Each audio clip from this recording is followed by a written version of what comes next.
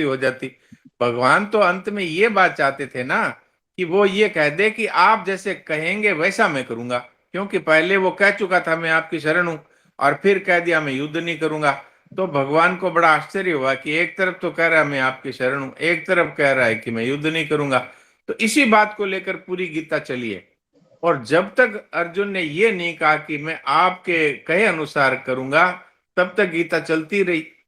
तो भगवान ने एक प्रकार से उसको सावधान करने की दृष्टि से कहा कि यदि तुझे मेरी बातें समझ में नहीं आ रही अथवा तू इसके अनुसार नहीं चलना चाहता, तो तू शरणागति ग्रहण कर ले उस परमात्मा की जो सबके आत्म रूप से विराजमान है।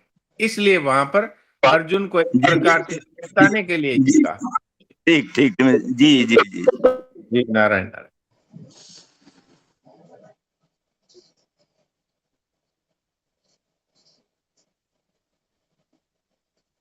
नारायण नारायण। नारायण नारायण।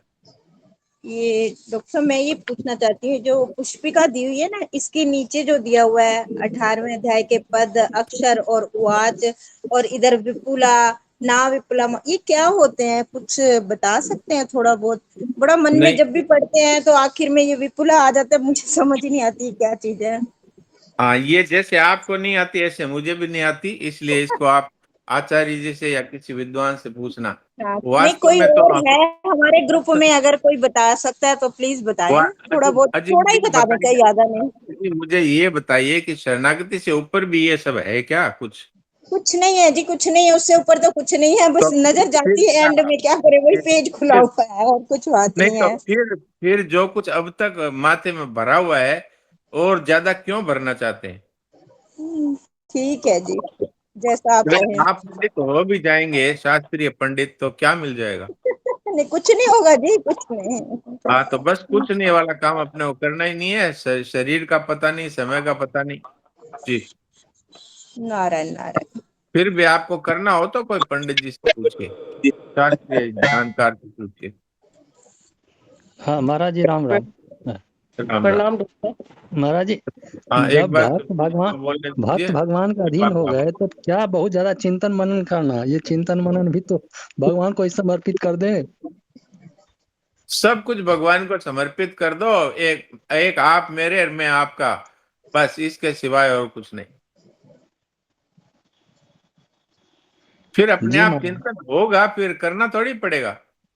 अरे आप जिसको आप अपने आप को समर्पित कर देते हैं या जिससे आप प्रेम करते हैं, उसका चिंतन करना पड़ता है कि होता है? स्वतः होता है महाराज जी, स्वतः होता तो फिर चिंतन वाला बोझ कहाँ रह गया? गोपियों को क्या भगवान का चिंतन करना पड़ता था? जिन्होंने है। नहीं अपने महाराज। आप को भगवान के समर्पित कर दिया, उनके लिए चिंतन मनन करना नहीं पड़ता, वो स्वतः ही होता है। संसार में भी आप जिसको प्यार करते हैं, उसका चिंतन अपने आप होता है, करना थोड़ी पड़ता है। जी। जी प्रणाम महाराज जी, प्रणाम। प्रणाम।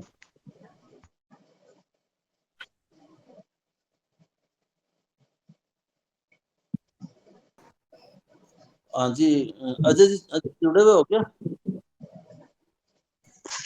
हाँ नारायण नारायण, जुड़ा हूँ। डॉक्टर साहब भी है, और अभी बद्री जी भाई जी भी जुड़े हुए हैं। तो एक बार आप अजय जी, ये जो अपने 6 और 6 में जो ये भक्ति वाली श्लोक लिखे हैं और ये जैसे अध्याय लिखे हैं, तो इसका क्या अभिप्राय है? डॉक्टर साहब से और बद्री जी भाई जी से सलाह करें, जैसे भाई ये इसका मेन लिखने का क्या कारण है स्वामी जी महाराज का, तो इनके ऊपर थोड़ा एक वैसे फोकस करना चाहिए क्या हमें, जैसे, या सीधी शुरू करनी चाहिए पहले से? एक बार वो पढ़ के थोड़ा सुनाओ ना अजय जी, आप जैसे वहां से ऐसे जो है ना।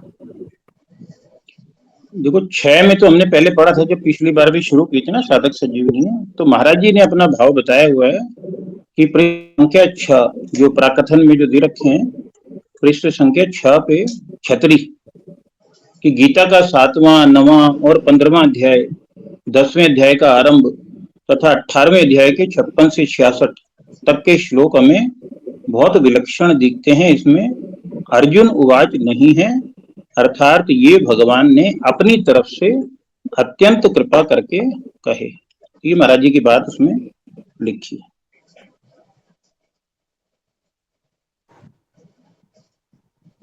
तो डॉक्टर साहब, इसमें आपका क्या अभिप्राय है? ये जो लिखे हैं, तो इसके ऊपर जैसे मतलब हम लोग अब मतलब एक बार जैसे इसके ऊपर जैसे इनको ज्यादा ध्यान से मतलब दोबारा पढ़ना चाहिए या क्या, जैसे इनका क्या अभिप्राय है महाराज जी का लिखने का? कहाँ है, कौन सा प्रश्न है, मुझे बताइए। ये जो स्टार्टिंग में ना जो नंबर डिवीजन है ना, स्टार्टिंग हाँ बिल्कुल स्टार्टिंग में सबसे पहला हाँ पेज, तो हाँ। 2 पेज और 2 पेज 4 पेज पलट के 5वां पेज है, परिशिष्ट के संबंध में नीचे लिखा है, उसी में ऊपर में पहला पैराग्राफ है। अच्छा, श्रीमद् भगवद गीता एक ऐसा विलक्षण ग्रंथ है ये? नहीं नहीं नहीं नहीं नहीं, पृष्ठ संख्या 6 से 36। ऊपर, हाँ इसके ऊपर ही है तो अजय जी, ये छह परिशिष्ट भाव तो एक अब तो है, इसके इसके ऊपर ऊपर वाला है डाटा क्या? ऊपर है। परिशिष्ट के ऊपर वाला क्या? हाँ हाँ, ऊपर वाला। परिशिष्ट के संबंध में उसके ऊपर से, उसमें पहला पहला पैराग्राफ में ऊपर में जो मतलब गीता का 7वां 9वां और 15वां अध्याय लिखा है। 15वां 10वें अध्याय का आरंभ तथा 18वें अध्याय के 56वें से 66वें श्लोक तक हमें बहुत विलक्षण दिखे।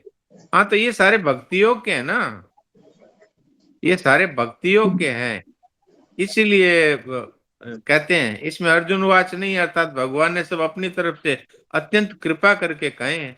ये बात तो बिल्कुल ठीक जी, है।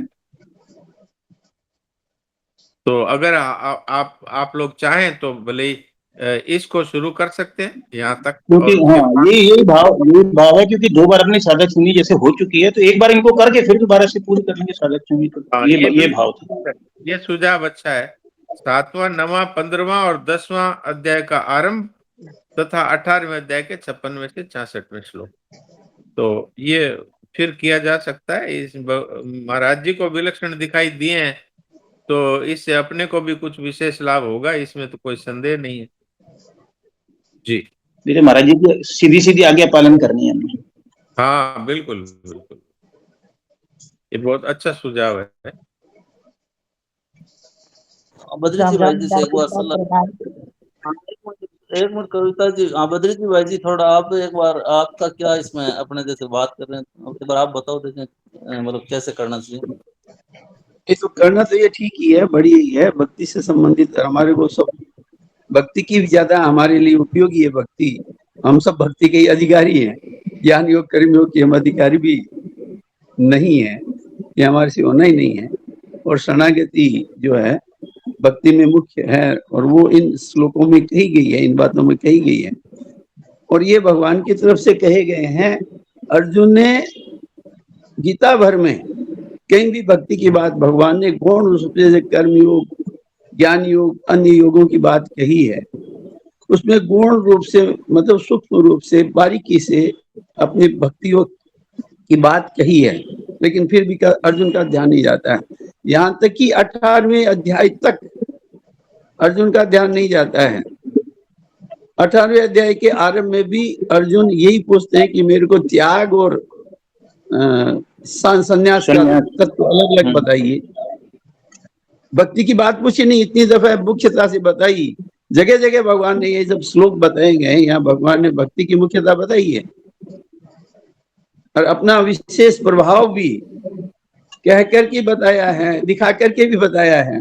और 12वें अध्याय के आरंभ में अर्जुन के पूछने में दोनों योग वेताओं में आपको कौन सा ज्यादा प्रिय है, तो वहां भी अपने भक्त को प्रिय बताया है, लेकिन फिर भी अर्जुन का तो अपना कोई आग्रह रहा होगा, मालूम नहीं, भगवान जाने, फिर भी उस बात को नहीं पकड़ जाते हैं, भगवान अपनी तरफ से कहते जाते हैं भक्ति की बात। तो इतना सब होने के बाद में फिर त्याग और संन्यास का अलग अलग विवेचन करने के बाद में भी अर्जुन भक्ति की तरफ दृष्टि नहीं जाती है, तो 56 से 66 तक ये जो श्लोक है भगवान ने विशेष रूप से कहे। और आखिर में जब उसको फिर भी चेत नहीं हो रहा है, तो जैसा चाहे वैसा कर, ऐसा करके चेत करवाया, और अपनी शरण में आने के लिए आखिर रूप से सर्वगुहितम बात इधर उधर विशेष दृष्टि करा करके कह दी। तो ये विशेष बातें हैं जो भगवान ने, फिर तो भगवान ने आज्ञा ही दे दी कि सब कुछ छोड़ छाड़ के मेरी शरण में आ, फिर आज्ञा ही दी कि वो अपने आप तो बोला नहीं। अपने आप तो कह दिया मैं आपकी शरण हूं, और बाद में कह दिया कि मैं युद्ध नहीं करूंगा। तो अपने आप तो बोला नहीं, तो भगवान ने सोचा ये तो अब क्या करे, साफ भी कह दिया तू सब धर्मों का आश्रय छोड़ के मेरी शरण में आ जा। तो भक्ति सर्वोपरि है। नारायण नारायण। नारायण। नारायण नारायण। नारायण नारायण बोलिए। हाँ, ये जो बात चल रही है सही है। इसमें मैं एक थोड़ा सा अपना भाव बताना चाह रहा हूँ, मेरा अपना हाँ है ये। हाँ बोलिए क्या बोलिए।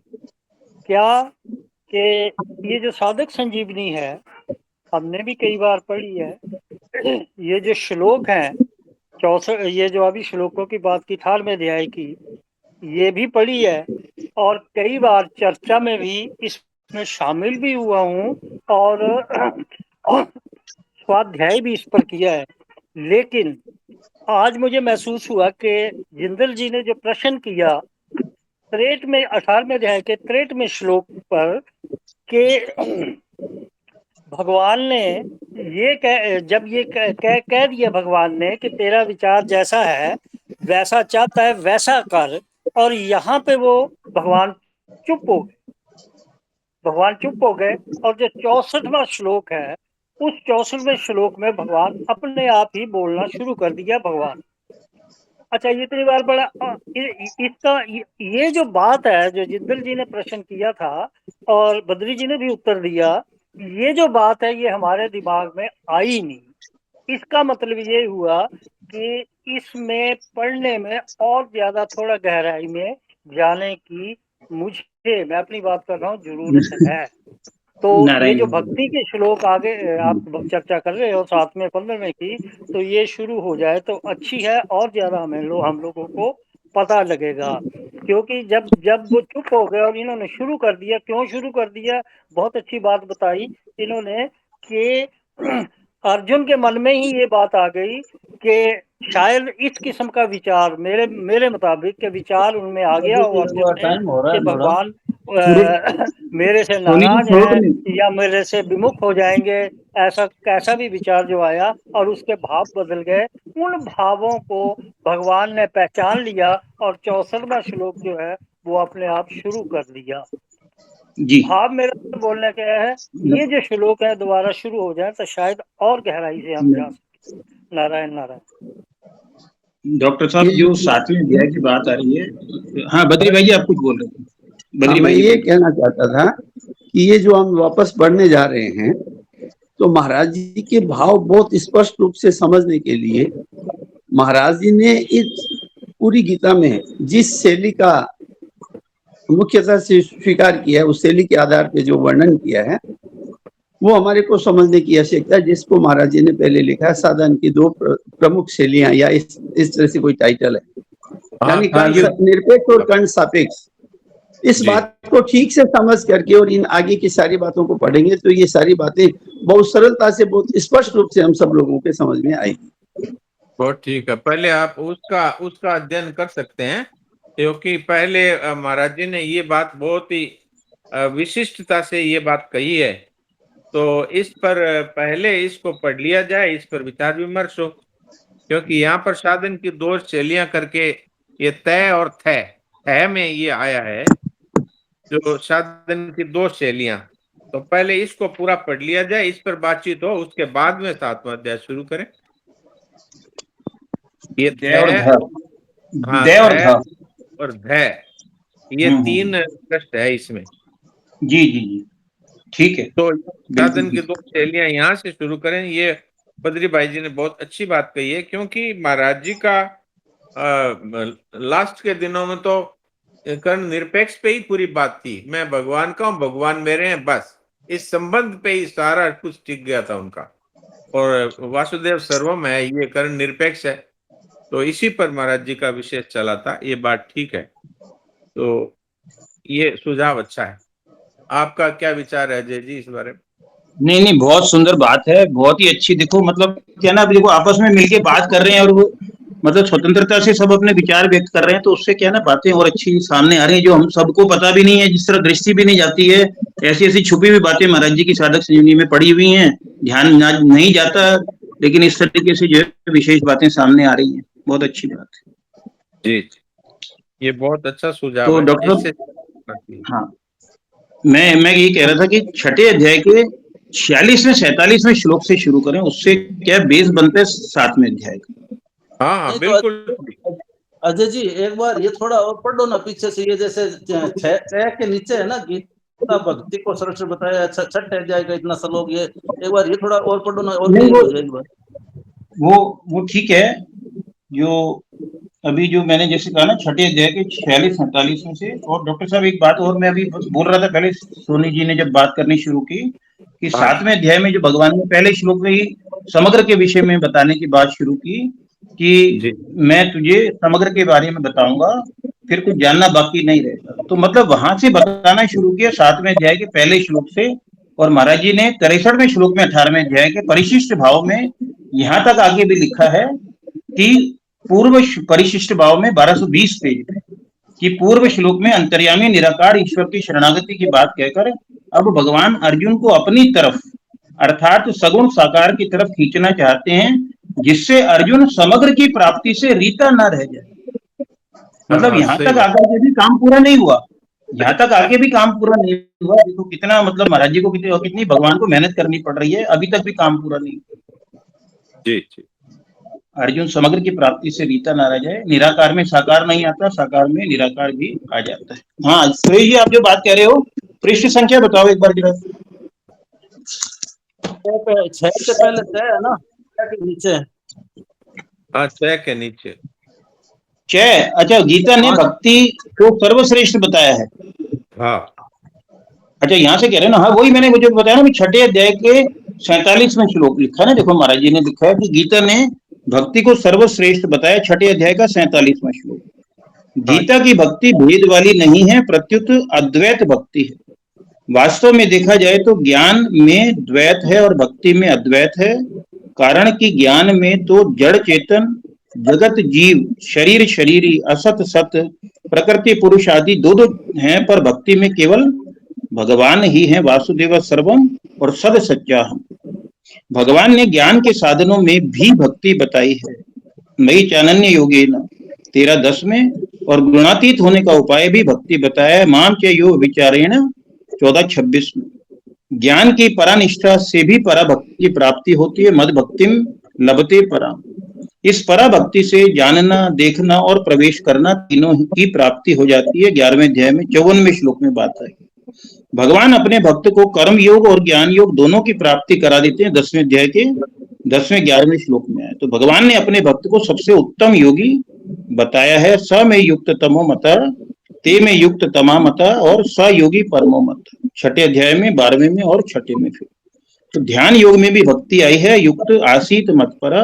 कर्म योग में भगवान ने भक्ति बताई है, युक्त आसीत मत पर। भगवान ने सभी योगों में अपनी भक्ति परायणता बताई है, ये भक्ति की विशेषता है।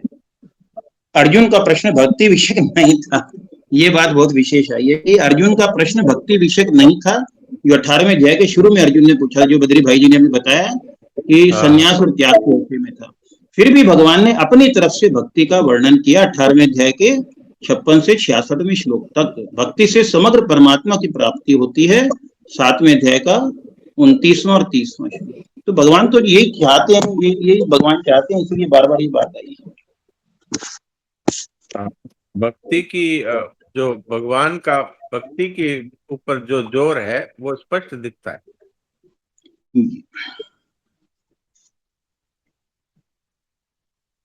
ऐसे भी है डॉक्टर साहब, ये चलो अपने श्लोक पढ़ने से, ये दिनेश जी भी कई बार बात कहते हैं, अपने सबको लगता है कि अब अपने घर में आ गए हैं, बस असली सही घर में पहुंच गए हैं, तो एक शांति सी मिलती है। तो इसलिए इस पे थोड़ा सा ध्यान गया था, तो आपसे चला कर। ये बहुत अच्छा, बहुत अच्छा।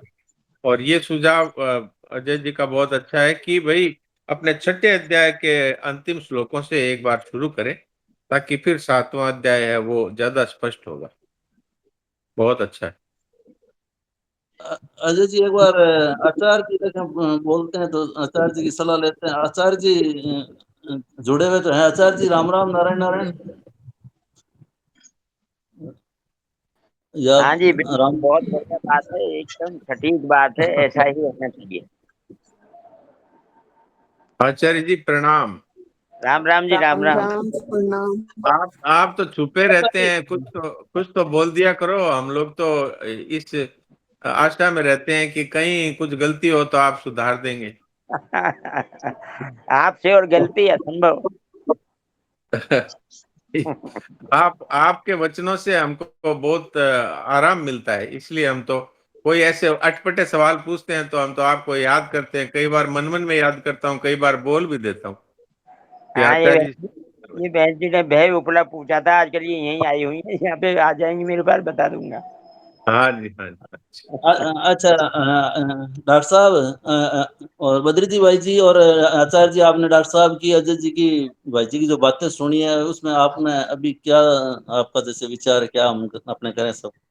बिल्कुल ठीक बात है, क्योंकि भक्ति के सब अधिकारी हैं, और भक्ति ही भगवान देना चाहते हैं, और भक्ति के ऊपर ही स्वामी जी महाराज ने जोर दिया है कि भक्ति में ही हमारी सफलता होगी।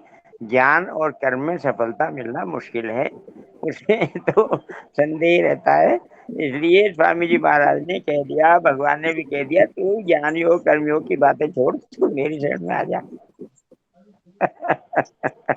आचार्य जी आपने महात्म्य के श्लोकों में पढ़ा था उस दिन, आपने कहा ना आज दृष्टि गई कि उसको कर्म योग, ज्ञान योग, भक्ति योग, तीनों योग मिल जाते हैं।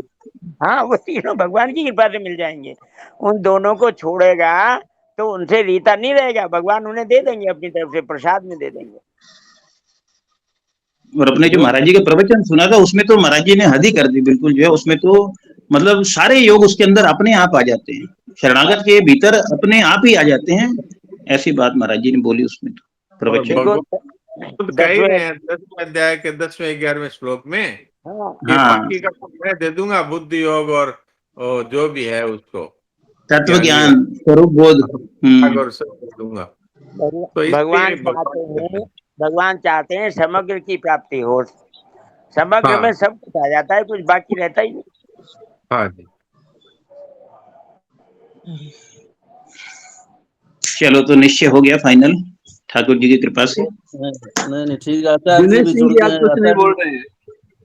हैं? दिनेश सिंह जी आज कुछ नहीं बोल रहे हैं, उनके भी विचार लेने चाहिए, क्या चाहते हाँ हैं? दिनेश नहीं, भाई जी है हम क्या? सुन रहे हैं बद्री भाई जी, हम बहुत ध्यान से सुन रहे हैं, बहुत अच्छी बातें हो रही है।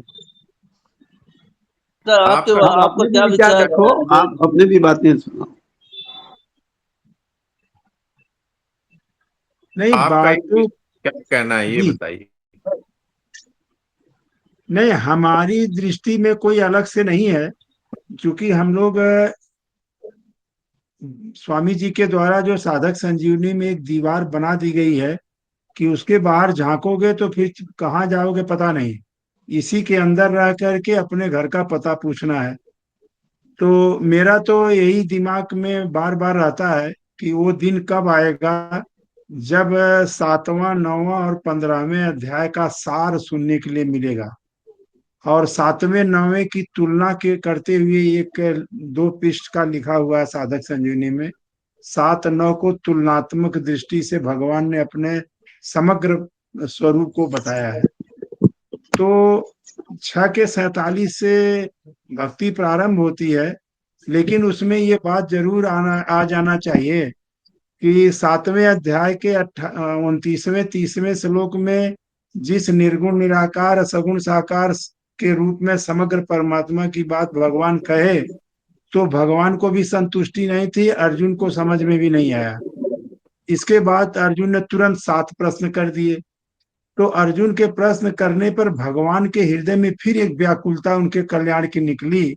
तो वो व्याकुलता क्या है कि जिस भगवान की बात वो 29 30 में कह रहे थे 7वें में, उसी को 8वें अध्याय के 8वें 9वें, अभी जैसे कई लोग एक बात उठा दिए थे, और एक भाई काबरा भाई ने कहा कि भगवान अंतर्यामी ईश्वर के यहाँ भेज रहे थे, फिर अपने समग्र रूप में क्यों, सगुण रूप से क्यों बुलाने लगे।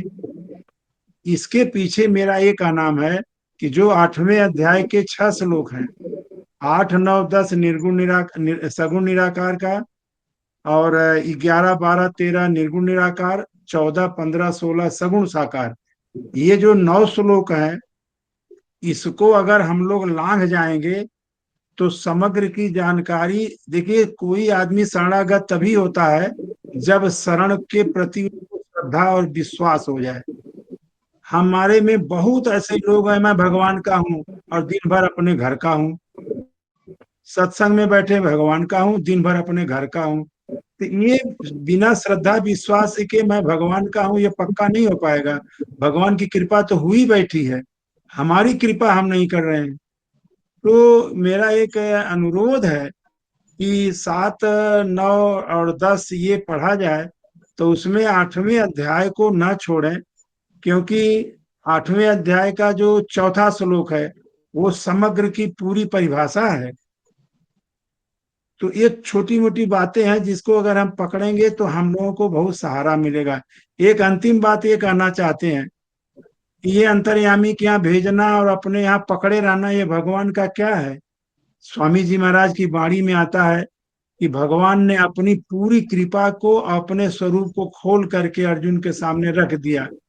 तो क्या किए वो कि 64वें श्लोक के बारे में कह करके एक कठोरदान तैयार किया भगवान ने, और उसके अंदर परम गुह्यतम जो रस था, सर्वगुह्यतम, वो था 65 और 66।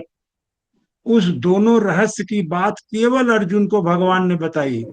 बाकी बहुत से भक्त थे, 4 लोग थे भगवान को जानने वाले, लेकिन भगवान ने अर्जुन को ही क्यों बताया? इसलिए कि वो 65 66 को अर्जुन को बता के और एक डब्बे में बंद किया, और 67वें श्लोक से ढक्कन लगाया भगवान ने कि अर्जुन ये 2 श्लोक तुम अपने हृदय में रख और ये ढक्कन बंद कर, और यही तेरा कल्याण कर देगी। फिर न गीता कहनी पड़ी और न अर्जुन का कोई संशय रहा। तो ये भक्ति प्रकरण में हम लोग प्रवेश कर रहे हैं, ये सब स्वामी जी की कृपा से हम लोग प्रवेश कर रहे हैं। बस इसमें पूरी तन्मयता से प्रतिदिन लगे रहना है, सारे कार्य को निपटा करके 10 मिनट पहले समय निकालना है कि हम साधक संजीवनी पारायण में सम्मिलित होने जा रहे हैं। किसी बाबा की कथा नहीं है। कोई भूल चूक हो तो क्षमा करें। प्रणाम। नारायण नारायण। तो सुरेश जी, अब एक गीता जी का ही डॉ- महिमा डॉक्टर का साहब एक, एक लाइन और, डॉक्टर साहब एक लाइन और। हाँ बोलिए।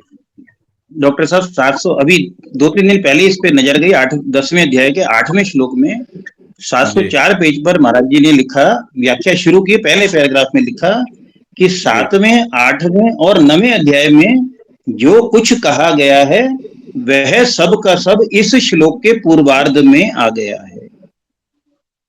अच्छा। अहम सर्वस्य प्रभवो, ये जो पहली लाइन है महाराज जी कह रहे हैं 7वें, 8वें और 9वें अध्याय में जो कुछ कहा गया है वे सब का सब इस श्लोक के पूर्वार्ध में आ गया। इतना विलक्षण जो है ये बात है। हाँ, बहुत बढ़िया, बहुत अच्छा। एक और थोड़ा, मोहनलाल जी पेड़ीवाल भाई जी जुड़े हुए हैं क्या? मोहनलाल जी भाई जी, राम राम। हाँ, राम राम राम राम राम राम।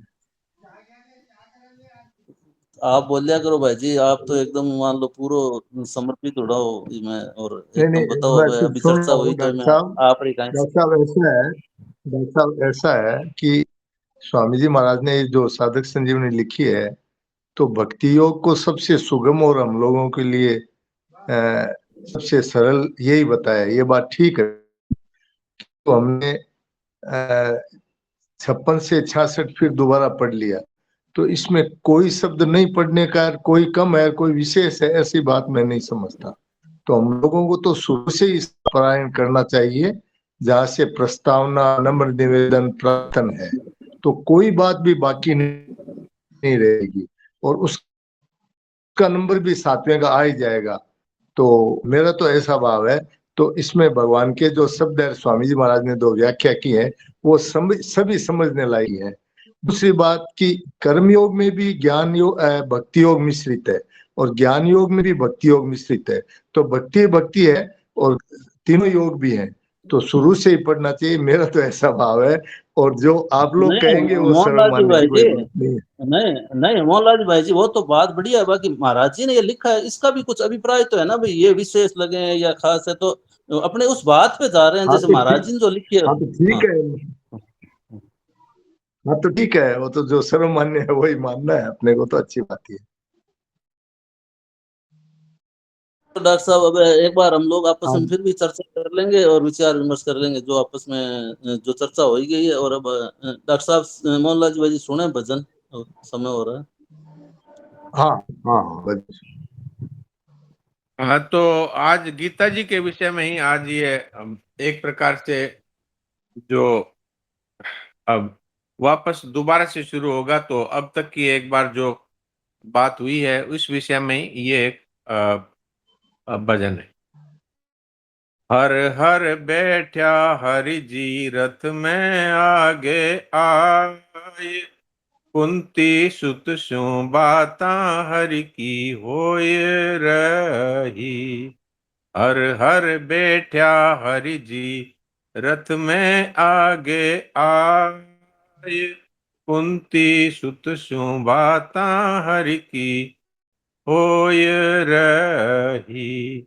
हर हर पकड़ी हरि जी घुड़लारी लगाम, एक कर्मा ही चाबुक धारण कर लीना। हर हर पकड़ी हरि जी घुड़लारी लगाम, एक कर्मा ही चाबुक धारण कर लीना। हर हर बैठा हरि जी रथ में आगे आए, कुंती सुत स्यो बाता हरि की होय रही। हर हर आंख हाकण लाग्या गुड़ला ने घनश्याम, निज भगतारी आज्ञा पालन कर रया। हर हर हाकण लाग्या गुड़ला ने घनश्याम, निज भगतारी आज्ञा पालन कर रया। हर हर बैठा हरि जी रथ में आगे आए, कुंती सुत स्यो बाता हरि की होय रही। हर हर रोक्या रथ ने दोय सेना रे बीच, भीष्म पिता द्रोणाचार्य रे सामने। हर हर रोक्या रथ ने दोय सेना रे बीच, भीष्म पिता द्रोणाचार्य रे सामने। हर हर मोह जनित कायरता अर्जुन केरी, दुनिया रे हित हरि जी प्रगट कर रया। हर हर मोह जनित कायरता अर्जुन केरी, दुनिया रे हित हरि जी प्रगट कर रया। हर हर बैठा हरि जी रथ में आगे आए, कुंती सुत स्यो बाता हरि री होय रही। हर हर पारत प्यारा कुरुवंशा ने जोय, इतरी सी वाणी में जादू कर दीना। हर हर पारत प्यारा कुरुवंशा ने जोय, इतरी सी वाणी में जादू कर दीना। हर हर अर्जुन रे मिस दीनो सब ने ज्ञान, गीता रो अध्याय प्रथम हरि बरणियो। हर हर अर्जुन रे मिस दीनो सब ने ज्ञान, गीता रो अध्याय प्रथम हरि बरणियो। हर हर बैठा हरि जी रथ में आगे आए, कुंती सुत स्यो बाता हरि री होय रही। नारायण नारायण। डॉक्टर साहब